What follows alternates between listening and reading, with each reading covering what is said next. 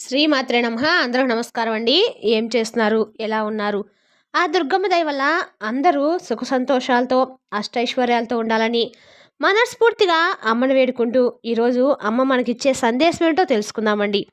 దుర్గమ్మ ఈరోజు ఈ విధంగా అంటూ ఉన్నారు. బిడ్డా, నీ కోరిక నెరవేరట్లేదని దిగులు పడుతూ ఉన్నావు కదా. సరే, ఈ సందేశం చూడగానే నా నుడిటిని తాకమ్మా, నీ కోరిక ఖచ్చితంగా నెరవేరుతుందని దుర్గమ్మ అంటూ ఉన్నారండి. ఈరోజు దుర్గమ్మ మనం ఏ కోరిక అడుగుతుంటే తీరట్లేదో, ఏ విధంగా తన సందేశాన్ని మనకు అందియబోతుందో తప్పకుండా తెలుసుకుందాము. మరి అంతకన్నా ముందుగా ప్రతి ఒక్కరు కూడా ఏదో కోరిక ఉంటుందండి. సమస్యలు ఉంటాయి. అయితే ఎక్కడెక్కడికో వెళ్ళి జ్యోతిష్యం చెప్పించుకొని నిరాశ చెంది ఉంటే ఒక్కసారి మన గురుగారిని సంప్రదించండి. శ్రీ భద్రకాళి పెద్దమ్మ తల్లి ఆశీస్సులతో జ్యోతిష్యం చెప్పను. మన గురుగారి పేరు వచ్చి మురళీ ఆనందరాజు గారండి.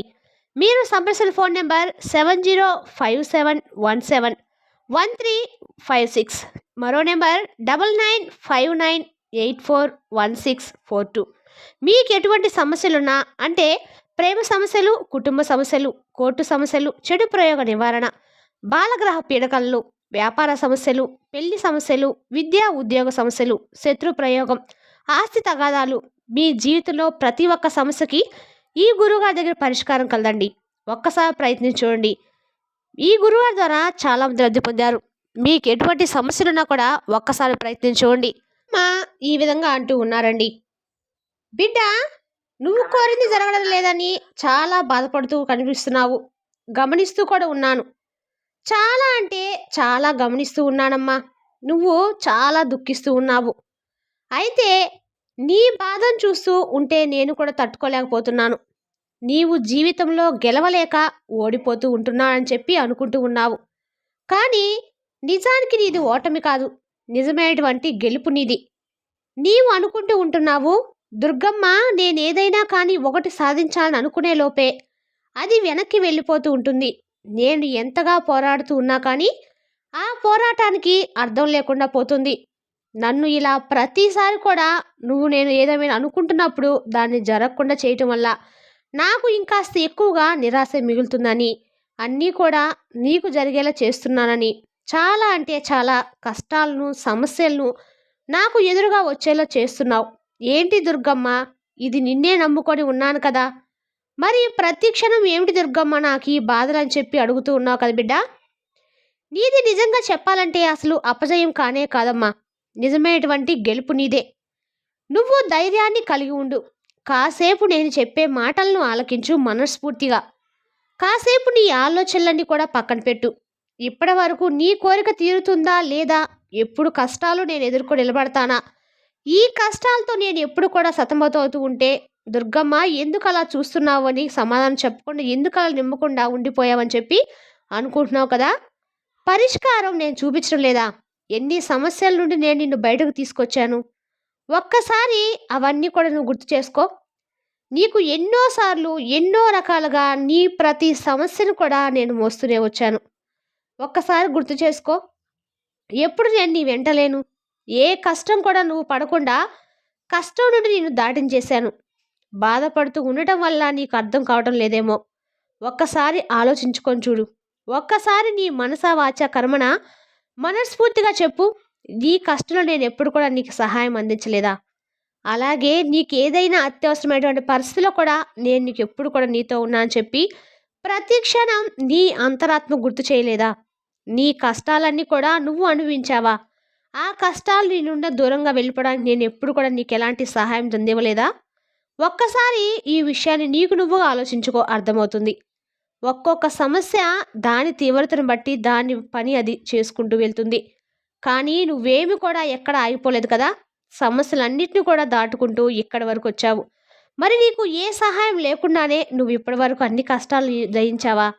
భగవంతుడు అనేవాడు ప్రతి క్షణం నిన్ను చూస్తూనే ఉంటాడు. నీకు ఈ కష్టాలు పెట్టినవాడు కష్టాల నుండి బయటకు తీసుకురాడని చెప్పేసి ఎప్పుడు కూడా అపోహపడవద్దు. నీకు ఒక విషయం చెప్తాను. నాకు ఎవరూ వద్దని చెప్పి నువ్వు అనుకున్నప్పుడే నీ జీవితానికి ఏదైనా కానీ ఒక అర్థం అనేది ఉంటుంది.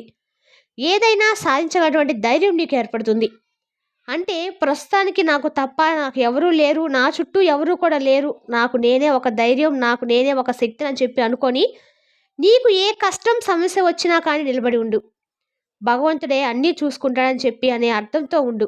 కానీ ప్రతి కష్టాన్ని చూసి తలకిందులైపోతున్నావు. కాబట్టి నువ్వు ఏ కష్టాన్ని కూడా నీ మీద పడిపోయాయి అని చెప్పి ఒక భ్రాంతిలో ఉంటున్నావు. నీకు నువ్వే ఓదార్చుకునేటువంటి శక్తి నీకు ఉండాలి. నిన్ను నువ్వుగా నిలబెట్టుకునే సామర్థ్యం నీలో ఉండాలి. అలా కాకుండా నువ్వు నీ మనసును కష్టపెట్టుకుంటే మాత్రం నీకు ఎవ్వరు కూడా సహాయం అనేది చేయరు. ఓదార్పు అనేది ఎవ్వరు కూడా ఇవ్వరు. కాబట్టి ఈ విషయాన్ని మర్చిపోవద్దు. అలాగే నీ ఒక్కరి వల్లే ఏదైనా సాధ్యమవుతుందని చెప్పి మాత్రం గుర్తుంచుకో. ఎందుకంటే నీది ఏదైనా కానీ కష్టమని అనిపిస్తే భగవంతుడని చెప్పి మాత్రం మర్చిపోవద్దు. నీ ఆలోచనలకు సమస్యలకు తప్పకుండా ఒక దారి అనేది దొరుకుతుంది. నీ కోరిక అతి త్వరలో నెరవేరుతుంది.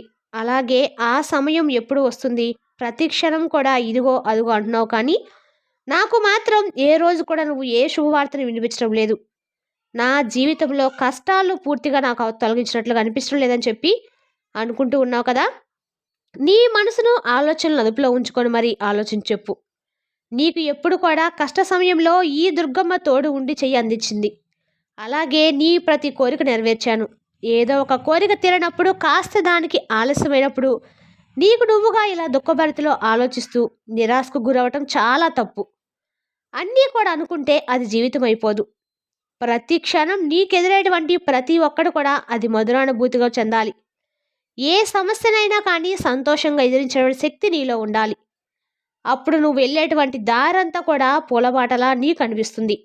అలాగే ఎప్పుడైనా కానీ నీకు ఒక కష్టం అనిపిస్తే ఈ దుర్గమ్మ నీకు అన్ని వేళలా కూడా సహాయం చేస్తూనే ఉంటుందని గుర్తుపెట్టుకో. నా మాటలు నువ్వు ఒక్కసారి బాగా గుర్తు చేసుకో. నేను ఎందుకు ఇలా చెప్తున్నాను అనేది నీకు నీ కష్టం అనేవి తప్పకుండా తీరిపోతాయి. తీరిపోతూనే ఉన్నాయి. కొంచెం అటు ఇటుగా కొన్ని కష్టాలు సమస్యలు అనేవి ఉన్నాయి. అవి ఎప్పుడు కూడా నీతోనే కాదు, నీ చుట్టూ ఉన్న వారితో కూడా ఉంటూనే ఉంటాయి. ఈ జీవన చక్రంలో కష్ట సుఖాలు అనేవి సర్వసాధారణమని నీకు తెలియదా? తెలుసు కదా. మరి దీని గురించి దేనికి అంతగా బాధపడుతున్నావు? ఎవరికైనా కానీ సమానమే. ఏ జీవికైనా కానీ కష్ట నష్టాలు ఉంటాయి. నువ్వు కష్టపడుతున్నావంటే తప్పకుండా నువ్వు సుఖపడేటువంటి సమయం కూడా దగ్గరలో ఉందని గుర్తుపెట్టుకో. అంతేకాని ఈ కష్టాలు నాతోనే ఉంటాయేమో, ఈ సమస్యలు నాకు ఒక్కరికే వస్తున్నాయేమో మాత్రం ఆలోచిస్తూ కూర్చోవద్దు. అలా అసలు ఎప్పుడూ కూడా ఆలోచించవద్దు. ఈ తల్లి నీకు మంచి జీవితాన్ని ప్రసాదించింది. ఆనందంగా గడిపి సంతోషంగా నువ్వు ఉండడానికి ప్రతి క్షణం సహాయం చేస్తూనే ఉంటాను. బాధలు కష్టాలు చూసుకుంటూ దుఃఖిస్తూ కూర్చుంటే నీ జీవితం ఇక్కడే ఆగిపోతుంది. కాబట్టి దేనికైనా కానీ ఎదురు నిలబడాలి. దేని గురించి కూడా నువ్వు భయపడకూడదు. నీకు ఏ జీవితాన్ని అయితే భగవంతుడు ప్రసాదించాడో ఆ జీవితాన్ని సంతృప్తిగా అనవసరమైనటువంటి ఆలోచనలు పెట్టుకుంటున్నావు. కాబట్టి నీ బుర్రలో ఉన్నటువంటి ఆలోచనలన్నీ నిన్ను తినేస్తూ ఉన్నాయి. నీ పూర్తి బాధ్యత భగవంతుడికి అర్పించిన తర్వాత కూడా నువ్వు ఇంకా ప్రశాంతంగా ఉండకపోతే ఏమిటి అర్థం? భగవంతుడిపై నీకు నమ్మకం లేదనే కదా. భగవంతుడు కేవలం నీకు అవసరాలు తీర్చేటువంటి కేవలము ఒక వస్తువులాగా కనిపిస్తున్నాడా? అలా కానప్పుడు మరి నువ్వెందుకు భగవంతుడిపై ఏర్పరచుకున్నటువంటి నమ్మకానికి అర్థం ఏమిటి? మరి నీవు నా దగ్గరకు వచ్చి దుర్గమ్మ నువ్వు నన్ను చూస్తున్నావా, నువ్వు ఈ కష్టాలను వింటున్నావా, ఇటువంటివన్నీ కూడా నువ్వు అడుగుతున్నప్పుడు భగవంతుడిపై నమ్మకం ఉందనే కదా అర్థం. మరి ఆ నమ్మకాన్ని నువ్వెందుకు నిలబెట్టుకోలేకపోతున్నావు? ఏ కోరికైనా ఏ సమస్య అయినా అతి త్వరలోనే ముగింపు పలుకుతుంది. కానీ దానికంటూ ఒక సమయం అంటూ ఉంటుంది. ఆ సమయం వచ్చేంత వరకు మీరందరూ కూడా తప్పకుండా ఎదురు చూడాలి. ఇకపై నువ్వు ఎప్పుడు కూడా నాకు సంతోషంగా మాత్రమే కనిపించాలి. ఎప్పుడు అసంతృప్తిగా అస్సలు కనిపించకూడదు. నీ ముఖంలో ఎప్పుడు కూడా చిరునవ్వు మాత్రమే కనిపించాలి. అది ఏ సమయంలోనైనా కానీ, కష్ట సమయం అయినా ఏదైనా కానీ నువ్వు మాత్రం సంతోషంగానే ఉండాలి. అదే నీకు కావాలి, నాకు కావాలి. నీ జీవితం ఆనందంగానే మారుస్తాను. నీ నుండి దూరంగా విసిరి పడేసిన అన్నిటిని కూడా కన్నీరు పెట్టుకుంటూ వస్తున్నాయి. నా బిడ్డలు కన్నీరు పెట్టుకుంటూ ఉంటే నేను ఎలా చూస్తూ ఉంటాను? చెప్పలేను, చూడలేను. అందుకే ఎన్నో విధాలుగా నీకు ధైర్యాన్ని అందివ్వాలనేటువంటి ప్రయత్నం ప్రతిరోజు కూడా చేస్తూనే వస్తున్నాను. కొంతమంది బిడ్డలు నా మాటలు వెంటనే తెలుసుకొని గ్రహించి నా బాటలు నడుస్తారు, ధైర్యంగా ఉంటారు. కానీ మరి కొంతమంది బిడ్డలు మాత్రం నేను వారిని బుజ్జగించుకోవాలి. నేను ప్రతి క్షణం కూడా బుజ్జగిస్తూనే ఉంటున్నాను. చాలా శ్రద్ధతో వింటున్నాను, ఓపికతో ఉంటున్నాను. మరి నేను చెప్పేంత వరకు చాలా ధైర్యంగా ఉన్నట్లుగా కనిపిస్తారు. తర్వాత దుర్గమ్మ నాకు చాలా ధైర్యంగా ఉంది, మీ మాటలు బాగా అర్థమయ్యాయి తల్లి అని కూడా చెప్తారు. కానీ మరి కాసేపట్లో మాత్రం మొదటికే వస్తుంటారు. ఇలా ఒక్కొక్కరు ఒక్కొక్కలా ప్రవర్తిస్తూ ఉంటారు. ఒక్కొక్కరు ఒక్కోలా ఆలోచిస్తూ ఉంటారు. అందరికీ కూడా నేనే సర్ది చెప్పుకుంటూ వస్తున్నాను కదా! మరి నీ మనసులో ఉన్నటువంటి ఆలోచనలు ఎందుకు అలా ఉంటున్నాయి? ఒక్క విషయం గుర్తుపెట్టుకోండి. నేను ఎంత చెప్పినా, ఎన్ని దారులైనా సరే మీకోసం చూపించినా, మీరు చూడందే నేను మాత్రం ఏమీ చేయలేను కదా! ఈ విషయాన్ని మాత్రం మీరు మర్చిపోకండి. మిగతా బిడ్డల్లాగా మీరు కూడా మంచి దారిని ఎంచుకోండి. మంచిగా ఆలోచించండి. నేను చెప్పినటువంటి మంచి మాటల్లో మీరందరూ కూడా నడవాలని ఈ దుర్గమ్మ ఎప్పుడు కూడా కోరుకుంటూ ఉంటుంది. నీ జీవితంలో నువ్వు కోరింది నెరవేరడం లేదని ఎప్పుడు కూడా దిగులుగా ఉండవద్దు. అతి త్వరలోనే నీ కోరిక నెరవేరుతుంది. నీ మనసులో మొదలైనటువంటి ప్రశ్నకు సమాధానం దొరికిందని అనుకుంటున్నాను. ఇకనైనా నువ్వు సంతోషంగా, నాకు ఆనందంగా కనిపించాలని ఈ దుర్గమ్మ నిన్ను సెలవు కోరుకుంటుంది. మరి తెలుస్తుందా కండి ఈరోజు దుర్గమ్మ యొక్క సందేశం? మీ అందరికి కూడా ఈరోజు దుర్గమ్మ యొక్క సందేశం నచ్చింది అనుకుంటున్నాను. నచ్చితే మరి కొంతమందికి మన వీడియో షేర్ చేయటం మాత్రం మర్చిపోకండి. రేపు మరో చక్కటి సందేశంతో మళ్ళీ కలుద్దాం. స్వస్తి.